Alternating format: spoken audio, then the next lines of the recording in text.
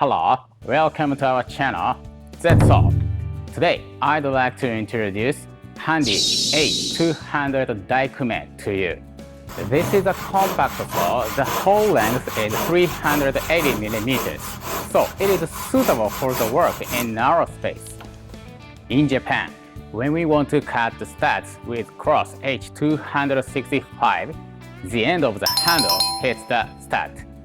When we use handy H-200 DAIKUME, the end of the handle doesn't hit the stud.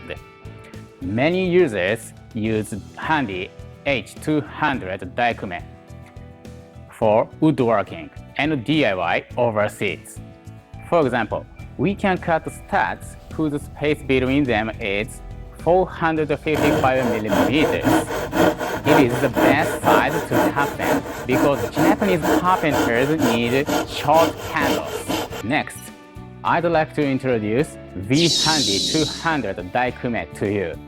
This is a folding saw with combination teeth for rip, cross, and slant cut.